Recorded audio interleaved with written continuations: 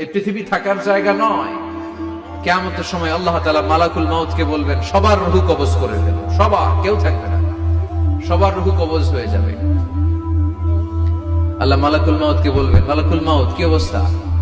বলবে সব শেষ। মাইয়াব্বা, কে বাকি? মালাকুল মাউত বলবে জিনেরা বাকি, যাদেরকে দেখা যায় না। আল্লাহ বলবেন জিনদেরকেও শেষ করে ফেলো, রূহ কবজ করো। মালাকুল মাউত আজরাইল জিনদের রূহ কবজ করবে। আল্লাহ এবার জিজ্ঞেস করবে, ইয়া মালাকাল মাউত আখবিরনি মাইয়াব্বা, এবার বলো আর কে বাকি? মালাকুল মাউত বলবে, আল্লাহ মানুষগুলো সব শেষ, জিনগুলাও শেষ, এবার বাকি ইবলিস শয়তান, ইবলিসরেও শেষ করো, ইবলিসও শেষ। আল্লাহ আবার জিজ্ঞেস করবেন, ইয়া মালাকাল মাউতি মাইয়াব্বা, আর কে বেঁচে আছে বলো? মালাকুল মাউত বলবে, আল্লাহ আপনার কথা অনুযায়ী পৃথিবীর সব মানুষের রূহ কবজ করলাম, সব জিনদের রূহ কবজ করলাম, ইবলিসের রূহ কবজ করলাম, এখন আছে শুধু ফেরেশতারা। আছে কারা? যাও ফেরেশতাদের রূহ কবজ করো, ফেরেশতাদের রূহ কবজ হয়ে যাবে। এবার আল্লাহ জিজ্ঞেস করবেন, ইয়া মালাকাল মাউত আখবিরনি মাইয়াব্বা। মালাকুল মাউত বলবে, আল্লাহ আপনার কথা মতো ধরে ধরে সব শেষ, ফেরেশতাও শেষ, চারজন ছাড়া। কয়জন ছাড়া? জোরে বলেন, কয়জন ছাড়া? ইসরাফিল, জিব্রাইল, মিকাইল, আজরাইল। আল্লাহ এই চারজন আমরা বাকি। আল্লাহ বলবে, যাও ইযহাব ইনতালিক ইলা জিবরিল ওয়াকবাদ রূহা, জিব্রাইলের রূহ কবজ করো। ইযহাব ইলা ইসরাফিল ওয়াকবাদ রূহা, ইসরাফিলের রূহ কবজ করো। ইযহাব ইলা মিকাইল ওয়াকবাদ রূহা, রূহ কবজ করো। ওই তিন ফেরেশতাও শেষ। এবার আল্লাহ তাআলা জিজ্ঞেস করবেন, ইয়া মালাকাল মাউত আখবিরনি মাইয়াব্বা, হে মালাকুল মাউত আর কে বাকি আছে বলো? মালাকুল মাউত বলবে, আল্লাহ আপনার কথা মতো মানুষগুলো শেষ, জিনগুলো শেষ, ইবলিস শেষ, আমার বাকি তিন ভাই ইসরাফিল, মিকাইল, জিব্রাইলও শেষ, শুধু আমি, শুধু আমি। আল্লাহ বলবেন, কেউ নাই? মালাকুল মাউত বলবে, না আল্লাহ কেউ নাই। এবার আল্লাহ তাআলা বলবেন, মালাকুল মাউত তুমি তো সবাই রে মারছো, এবার তুমি মরো, এবার তুমি মরো, তুমি মরো। শোনার সাথে সাথে মালাকুল মাউতের কাঁপুনি ছুটে যাবে, খিঁচুনি এসে যাবে ভয়ে। আল্লাহ বলবেন, কাঁপুনি দিয়ে তো লাভ নাই, কারণ কুল্লু নাফসিন যায়িকাতুল।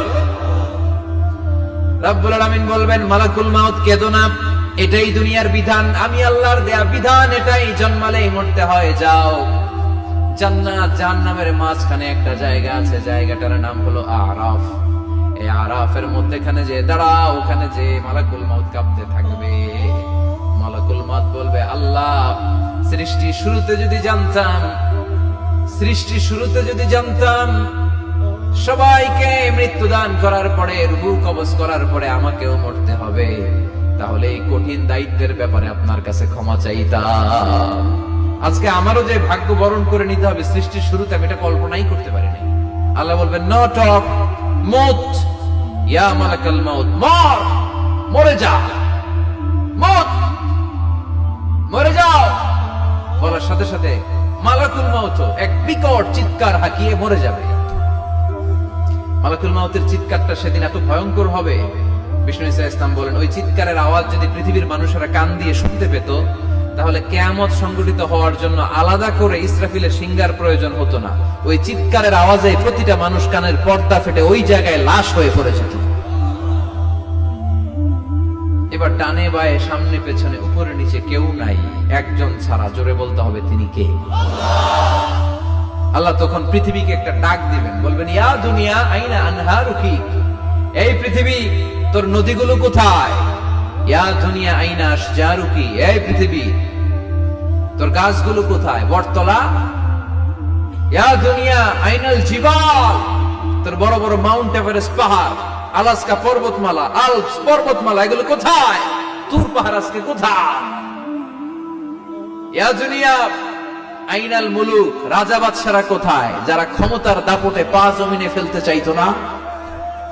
আইনাল জাবাবেরা, অত্যাচারী স্বৈরা শাসকগুলো আজকে কোথায়? কোথায় আজকে? কোন আওয়াজ নাই। আল্লাহ তখন হুঙ্কার দিয়ে বলবেন, লিমানিল মুলকুল ইয়াউম, who belongs the kingdom today. Allah চিৎকার দিয়ে বলবেন, আজকে ক্ষমতা কার? আওয়াজ করে বলেন সেদিন ক্ষমতা কার?